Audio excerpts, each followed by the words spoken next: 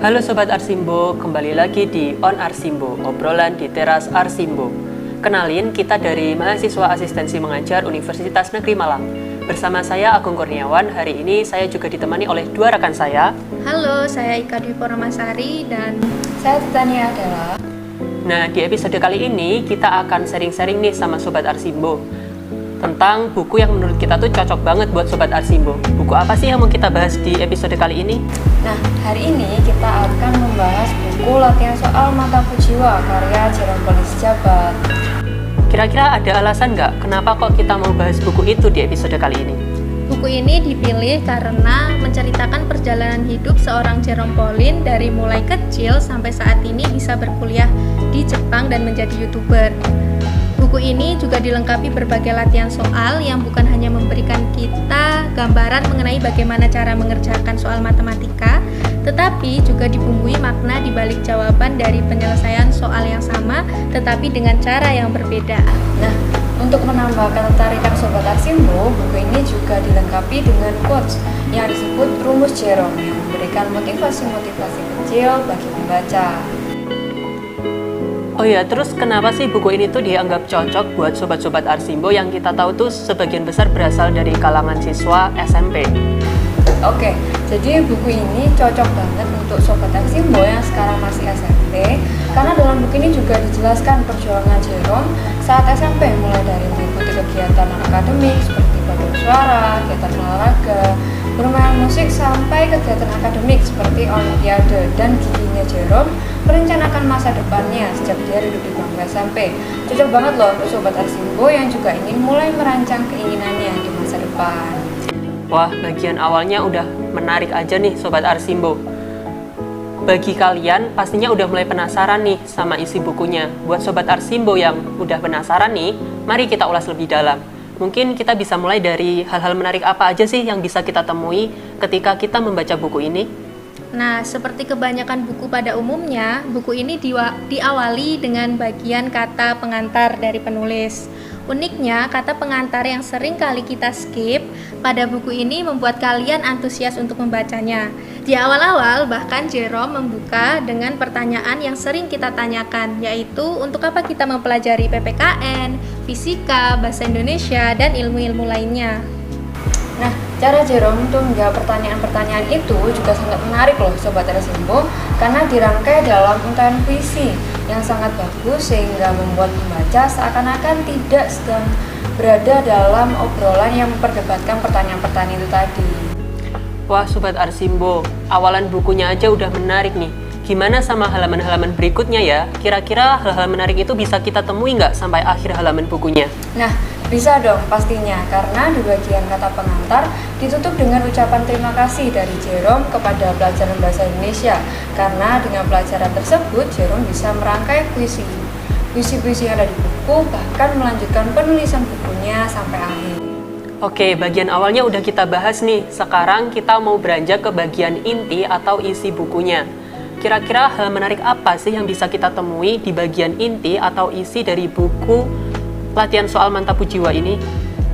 Nah, setelah disuguhi dengan untaian puisi yang ditulis Jerome untuk menjawab pertanyaan yang sering kali kita pertanyakan, kita akan mulai memasuki halaman cerita hidup Jerome yang akan menceritakan bagaimana kelahiran Jerome di tengah-tengah hiruk-pikuk suasana tahun itu, dan bagaimana Jerome tumbuh menjadi sosok yang memiliki mimpi-mimpi, mulai dari keinginannya yang ingin pergi ke Disneyland bersama keluarganya, sampai keinginan untuk melanjutkan studinya di luar negeri. Tentu mimpi-mimpi yang dirangkai sama Jerome ini tidak serta-merta langsung tercapai dengan mudah ya. Dalam halaman cerita Jerome selanjutnya, kita akan segera memasuki pintu bagaimana jatuh bangun Jerome dalam mewujudkan mimpinya. Dimulai dari saat SMP, Jerome sudah rajin melakukan riset mengenai beasiswa penuh untuk S1, dan ketika masuk di SMA, Jerome makin dalam mengembangkan risetnya dalam mencari tahu syarat-syarat apa saja sih yang dibutuhkan. Pada masa SMA inilah Jerome mulai aktif mengikuti olimpiade. Tentu ikut sertanya Jerome dalam olimpiade tidak langsung memperoleh juara ya. Banyak kekalahan yang tentu diterima Jerome terlebih dahulu, sampai di suatu titik Jerome bisa memperoleh juara 3 di Olimpiade Matematika UB ketika ia duduk di kelas 9. Wah, Sobat Arsimbo, ternyata dari buku ini tuh kita bisa tahu nih kalau sosok Jerome itu merupakan anak yang tumbuh dengan penuh mimpi dan punya ambisi buat mewujudkan mimpi-mimpinya itu. Nah, kira-kira gimana sih kelanjutan dari kisah hidupnya Jerome dalam mewujudkan mimpi-mimpinya itu? Selanjutnya, Jerome itu semakin dekat dengan cita-citanya untuk berkuliah di luar negeri, khususnya di Singapura. Nah, kemudian Jerome juga mulai mengikuti tes beasiswa. Tapi seperti kutipan yang tertulis dalam buku ya, nanti kalau teman-teman baca, terdapat satu kutipan yang bunyinya, Roma yang kita tuju mungkin bukan Roma yang ditujukan Tuhan untuk kita. Jadi waktu itu Jerome belum berhasil lolos, sehingga pada suatu momen Jerome memutuskan untuk mengikuti seleksi beasiswa kuliah di Jepang. Dan benar kata Tuhan, atau benar kata kutipan di buku tadi, Roma yang dituju oleh Jerome itu bukanlah Singapura, melainkan Jepang. Salah satu tempat yang ingin dikunjungi Jerome bersama keluarganya, yaitu Disneyland. Wah, keren sih. Kutipan yang diselipkan di bukunya juga menarik nih Sobat Arsimbo. Jadi kadang tuh ketika kita punya rencana dan kenyataan yang ada itu nggak sesuai sama rencana yang kita siapkan, bisa jadi itu tuh adalah rencana Tuhan yang tentunya itu tuh lebih baik dari rencana yang kita siapkan. Nah, kemudian perjuangannya Jerome buat bisa kuliah di Jepang, dapat beasiswa, itu keren banget sih. Nah, ngomong-ngomong soal Jepang nih, di buku ini tuh juga dijelaskan nggak sih kisah hidupnya atau perjalanannya Jerome ketika di Jepang? Pas banget nih, karena itu adalah salah satu hal menarik lainnya yang diceritakan dalam buku ini. Sobat Arsimbo kebanyakan pasti tahu ya kalau Jerome adalah salah satu YouTuber Indonesia yang konten YouTube-nya didominasi oleh mengenai Jepang. Dalam buku ini juga diceritakan mengenai bagaimana awal mulanya Jerome memulai membangun channel YouTube-nya yang kita ketahui Nihongo Mantapu, yang kini sudah mencapai lebih dari 9 juta subscriber. 9 juta subscribers itu bukan angka yang kecil ya, dan itu mungkin bisa dianggap sebagai sebuah hasil pencapaian dari perjuangannya Jerome yang penuh dengan dinamika atau pasang surut. Melihat perjuangan dan pencapaian-pencapaian yang diraih oleh Jerome ini, penasaran nggak sih sama support sistemnya Jerome? Nah, di buku ini tuh juga dijelasin nggak kira-kira siapa aja yang jadi support sistemnya Jerome supaya Jerome tuh bisa terus berjuang? Nah, pas banget sebenarnya karena kita sampai di bagian akhir dari buku ini yang ditutup dengan ucapan yang diberikan oleh keluarga Jerome sebagai salah satu support sistem utamanya. Jadi ada apa-apa, mama, kakak, dan adiknya yang tentu saja membuat pembaca bisa merasakan kehangatan dari keluarga ini dan juga bagaimana mereka saling mendukung. Dalam penghujung buku ini kita juga akan menemukan makna setiap latihan soal yang disisipkan oleh Jerome sepanjang isi bab-bab buku ini. Oke, dari sini kita bisa tahu nih Sobat Arsimbo kalau keluarga itu merupakan support system yang penting nih buat perjuangan-perjuangan dan pencapaian-pencapaian yang kita raih. Nah, Sobat Arsimbo, dari bincang kita kali ini dan sebagai kesimpulan, kalian bisa banget nih buat baca buku latihan soal Mantapu Jiwa yang ditulis oleh Jerome ini. Ketika kalian membaca buku ini, kalian akan membacanya dengan penuh rasa senang dan penuh rasa semangat ala Jerome. Setiap lembar yang kalian balik akan membuat kalian semakin dekat dengan sosok Jerome. Kemudian perpaduan warna yang menarik dari buku ini juga menggambarkan kepribadian Jerome seperti yang kita kenal. Nah, kita akan menutup buku ini dengan penuh harapan besar dan motivasi-motivasi supaya kita lebih semangat nih buat mewujudkan mimpi-mimpi kita. Nah, kira-kira dari buku ini ada nggak kata-kata yang berkesan buat dijadiin penutup di episode kali ini? Untuk kata-kata yang berkesan, salah satunya berasal dari rumus Jerome. Kalimatnya kayak gini: aku tahu mimpiku layak dibayar sebegitu tinggi oleh keringat dan kerja keras. Aku tahu mimpiku layak diperjuangkan dan tidak ada yang bisa memperjuangkan selain oleh aku sendiri. Wah, keren sih kata-katanya. Oke Sobat Arsimbo, itu tadi ulasan kita tentang buku latihan soal Mantapu Jiwa yang ditulis oleh Jerome Pauline Sijabat.